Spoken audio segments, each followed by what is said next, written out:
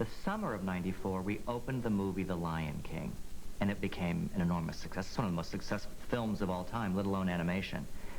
So right off the bat, people started saying, what about Lion King on Broadway? Almost as a joke. Finally, Michael Eisner said, I'm not asking you, Tom. I'm not asking you if you'd like to do it. I'm telling you, we're going to do Lion King on Broadway. And I thought, what can I do? I called Julie Taymor.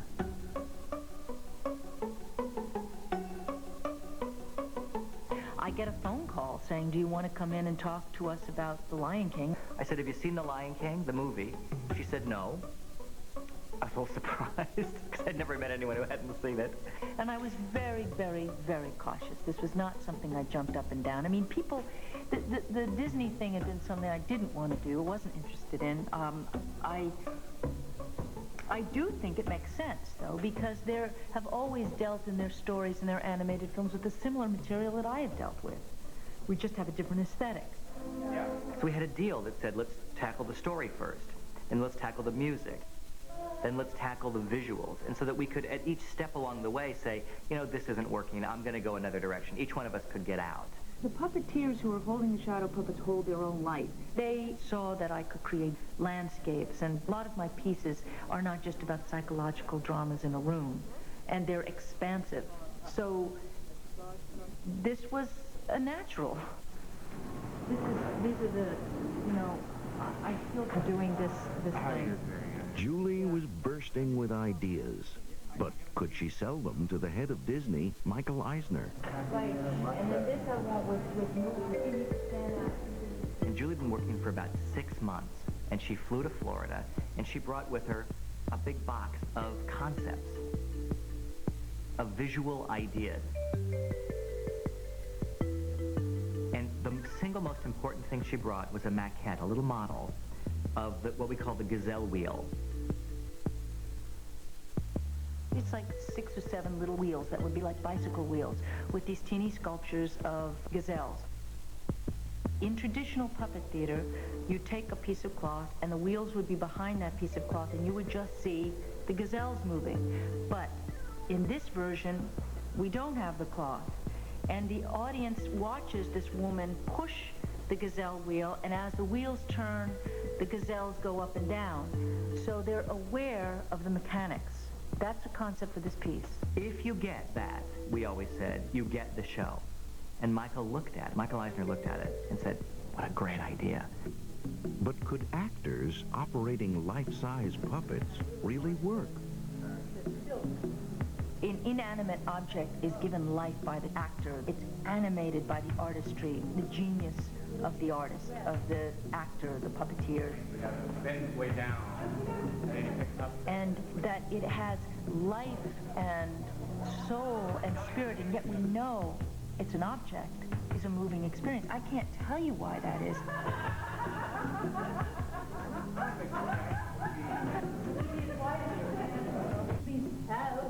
The second stage of the process was our reading with the actors, and then we were going to do this lecture demonstration of puppets and masks. And at that meeting was Michael Eisner, the head of the company. And at the time, Michael Ovitz was still with the company, and Joe Roth, who was the chairman of the studio, was still with us. And they all three came in to see what we'd been doing. The whole group sitting 5 feet away, what is the actor going to do? The actors ended up upstaging the puppets. It just didn't work. There was kind of a meltdown that day. And I thought, these ideas are sensational, and no one gets it. So Peter Schneider and myself and Julie said, well, the only way to make this work is to give Julie the resources to really build this stuff. I picked 5 characters, and I did makeup, masks, and I said it is to be a very limited group of people who is watching this. It has to be on the stage. You have to be 30 to 40 feet away. 2 weeks of rehearsal, whatever. So we did that, and all of the versions worked to a degree. And then I turned to Michael and I said, okay, so what do you want to do? Michael Eisner chose to take the risk. It was time to mount the show. Okay, David, she comes back in on Michael. They were great producers, Tom and Peter. This is not Disney. These are human beings, 2 individuals, who allowed me to do what I do. And that they stuck with that. And Tom would always say, do it Taymor style. Oh, no light on you at the start. You're going to start saying, na, na, na, na. I need quiet!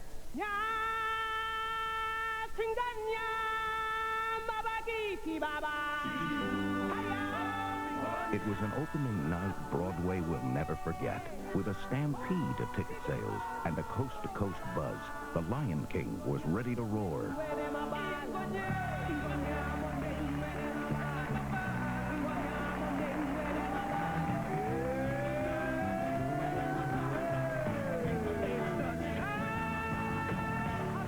Only one person was missing, Julie's father.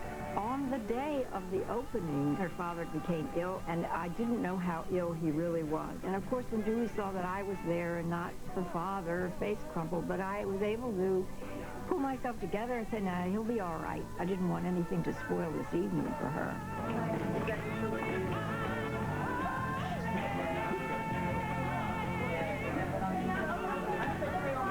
When I saw that whole thing, Julie had said, I'm going to have these animals come down the aisles. I thought, what? But that's my girl.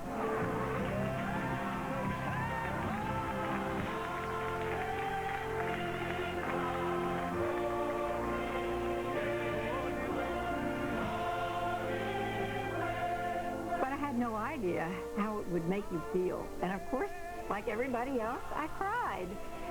It was so breathtaking.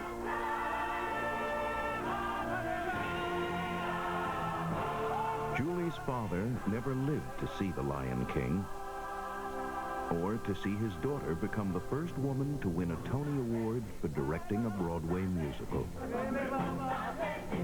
Where would she go from here? And when we return... Your next-door neighbor, your father, your uncle, your mother, your brother, have within them the potential to be incredibly violent.